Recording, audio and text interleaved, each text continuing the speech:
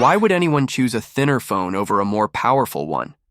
That's exactly the question Samsung seems to be answering with the Galaxy S25 Edge, and surprisingly, it might be one of the most interesting phones of the year. Most of the attention usually goes to the top-tier flagship models like the Galaxy S25 Ultra, packed with all the best specs. But this year, the Edge version might just steal the spotlight, not because it's the most powerful, but because it's the thinnest. Leaked images show just how slim this phone is. At only 585 millimeters thick, it's the thinnest smartphone in the Galaxy S series ever. When you see it placed next to the Galaxy S25 Ultra, the difference is hard to ignore. It's sleek, light, and easy to hold, something many users have been wanting for a long time. It's clear that phone makers are starting to understand that not everyone wants a massive, heavy device in their pocket. In fact, Apple is also rumored to be releasing the iPhone 17 Air, which will be even thinner, just 5.5 millimeters. But Samsung is striking first with the S25 Edge, launching it on May 13th. Now yes, comparing the S25 Edge with the S25 Ultra might not be entirely fair.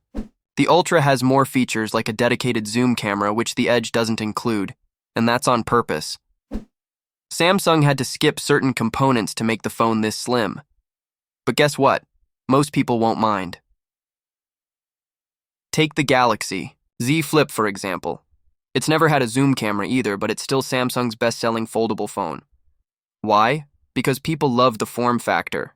They're okay with making small trade-offs if the phone looks and feels better to use. That's why the Galaxy S25 Edge could be the surprise hit of 2025. Samsung seems to know this, which is why the phone isn't being treated like some limited edition product. Unlike the Galaxy Z Fold Special Edition, this one is getting a proper global rollout. The launch will start in South Korea, followed by the United States and Europe, some of Samsung's most important markets. If the response is strong, the phone could expand into even more regions. One concern some people might have is the price. In many places, it's expected to cost about the same as the Galaxy S25 Plus, or maybe even a bit more. That might sound steep for a phone that isn't packed with every feature possible, but Samsung is clearly betting that the ultra-thin design will be enough to draw people in, and they might be right. In markets where people buy phones mostly through carrier plans, the pricing may not feel like a huge deal. If Samsung sees strong demand there, that could help shape its future release strategy and even encourage them to expand the Edge line further. In fact, it's very likely that we'll see a Galaxy S26 Edge next year, especially if the current version does well. What if the next foldable phone could finally change the way we think about battery life and charging speeds? Samsung's Galaxy Z Fold 7 is just around the corner, expected to launch in the summer of 2025, and the tech world is already buzzing about what improvements this new foldable will bring to the table. While foldable phones are known for their multitasking abilities, let's face it, battery life and charging speeds have never been the Z Fold's strongest suits. So, what can we expect from the Z Fold 7 when it comes to these crucial features? Let's first talk about battery life. The Z Fold 6 made some improvements over its predecessor, delivering a solid battery life of 5 hours and 33 minutes in tests. That's better than the Z Fold 5, but still not the best on the market. It did well in web browsing, video streaming, and 3D gaming, but it wasn't a standout in any of those areas. With the Z Fold 7, we're expecting a slight improvement thanks to the new Snapdragon 8 Elite chip. This new chip should help with battery efficiency, meaning you could get a little more screen time, maybe an extra hour in mixed usage.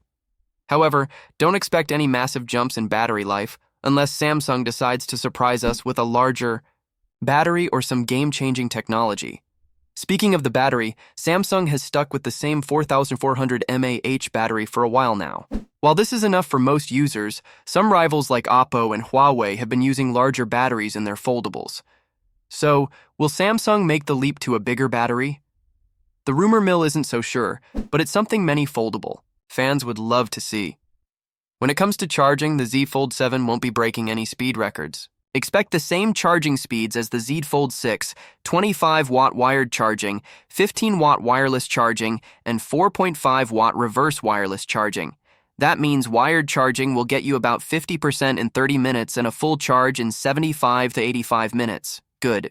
Enough for most people, but definitely not fast by today's standards. Other foldables out there, like those from Vivo, Huawei, and Oppo, are already pushing up to 100-watt charging speeds. Wireless charging won't be any faster either. In our tests of the Z Fold 6, we saw that it took a solid 3 hours and 19 minutes to fully charge at 15W, placing it behind the competition. But hey, if you're not in a rush, overnight charging or a quick top-up during the day should still get the job done. Just don't expect it to be the quickest. Now, if you've ever found yourself with a dead Galaxy Buds or a Galaxy Watch and no charger nearby, don't worry. Reverse wireless charging is here to help. The Z Fold 7 will likely continue to support wireless power share, allowing you to charge those smaller accessories at a modest 4.5W. It's not going to charge your phone, but it's a nice feature to have when you need it. Is Honor coming after Samsung? It sure looks that way. With the launch of the Honor 400 series just around the corner on May 22nd, the company has started teasing its new phone, and they're doing it with a bit of style and shade. In one of their recent promo images, Honor not only hinted at some major upgrades, but also seemed to take a direct jab at Samsung's mid-range phones. The teaser itself looks like it was created using artificial intelligence, but it's packed with clues. There's a phone sitting inside a cooler, a massive telephoto lens on another phone, and even an airship floating in the sky with the words, "Not the same," written on it. That last one? Pretty clearly aimed at Samsung. Why the shade? Well, Samsung's mid-range phones haven't seen big changes recently. The Galaxy A55 and A56, for example, look almost the same. And Honor seems to be pointing that out with this campaign. But beyond the jabs, the teaser is telling us a lot about what to expect from the new Honor 400 series, especially the Pro model. The Honor 400 Pro is rumored to come with a triple camera setup, and these specs are hard to ignore. A 200-megapixel main sensor, a 50-megapixel telephoto, lens, a 12-megapixel ultra-wide camera. That's serious camera power, especially in a mid-range phone. The 200-megapixel sensor might even be exclusive to the Pro model, though we don't have official confirmation on that yet. Still, it's safe to say Honor is aiming high and clearly targeting mobile photography fans. But it doesn't stop at the camera. Under the hood, the Honor 400 Pro is also expected to bring flagship-level performance. Leaks suggest it will be powered by the Snapdragon 8 Gen 3 chip, the same processor used in many premium phones this year. It could also come with up to 16 gigabytes of RAM, 5 and 12 gigabytes of storage, and a massive 5,300 mAh battery that supports 100-watt fast charging. That's a lot of power, especially for a phone that's expected to start at around €799, or about $900 when directly converted. The regular Honor 400 model might start at €499, or roughly $560. Honor is also running a little game with this teaser. If you can spot the clues hidden in the promo image, you might actually win the phone. So if you're up for a fun challenge and want a shot at getting the Honor 400 Pro for free, it might be worth checking out. The phone is expected to launch in the UK first, with wider availability across Europe, China, and possibly India. Sadly, there's still no word on a US release. With these kinds of specs and pricing, the Honor 400 series could be a strong competitor in the mid-range space.